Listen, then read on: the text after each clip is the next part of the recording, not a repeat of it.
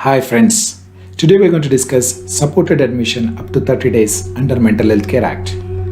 I am Dr. Suresh Padatmat, Professor of Psychiatry, Head of Telemedicine Center, Head of Forensic Psychiatry Unit at NIMHANS, Bangalore. Before I start my presentation, I would like to have a disclaimer. Basically, this presentation is for academic purpose only. And if you want to have a legal opinion, please do contact an advocate. Conflict of interest? None.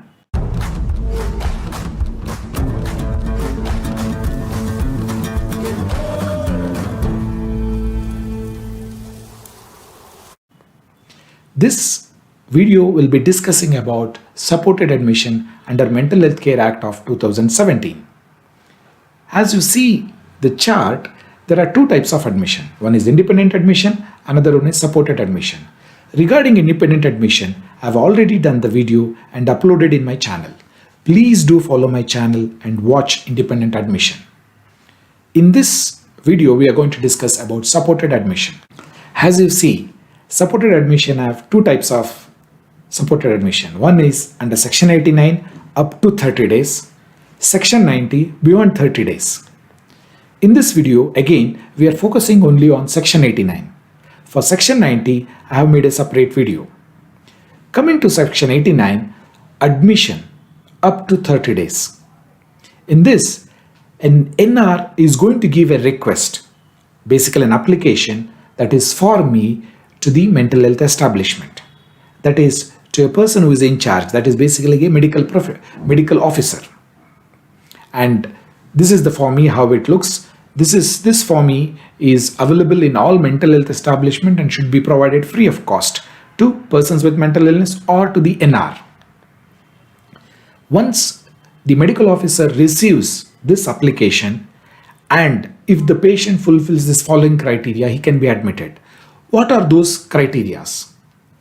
The person needs to be examined on that day or in the past 7 presiding day, or what you call it as presiding 7 days, he has to be examined by 2 people, either one psychiatrist and one mental health professional, or a psychiatrist and a medical practitioner.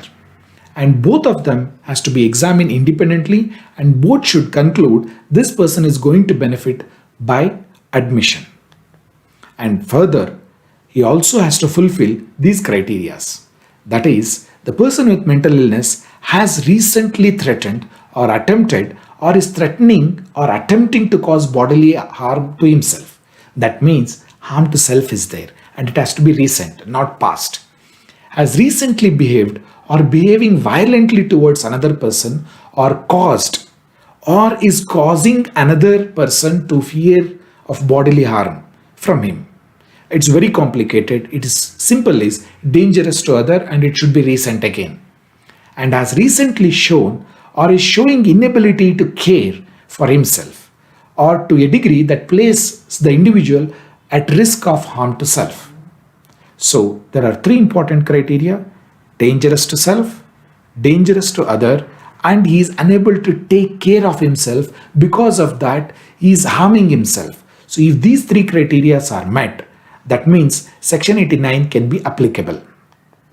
Further, the psychiatrist and mental health professional or the registered medical practitioner should certify. Please do understand, they have to examine separately and should certify, and this is the least restrictive option available for admission and treatment under the circumstances. And the person has lost his capacity and he requires high support need. That means the person has lost his capacity and the NR is going to give the consent for treatment if there is no advance directive. Otherwise, advance directive has to be taken into consideration before starting the treatment.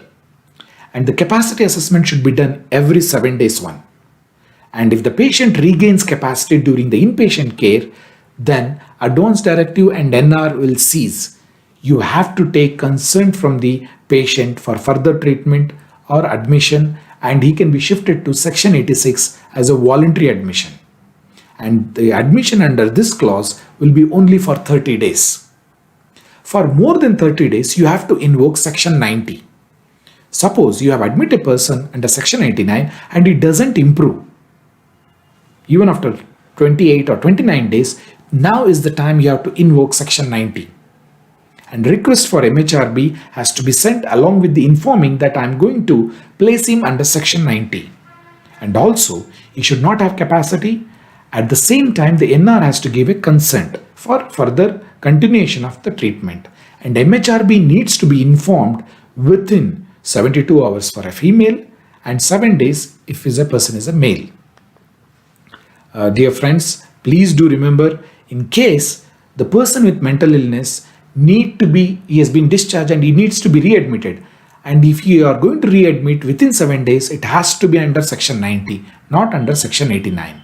And if you needs to be readmitted, please do under section 90. And if you like this video, please do subscribe to my channel and please do stay safe. Thank you for giving your time.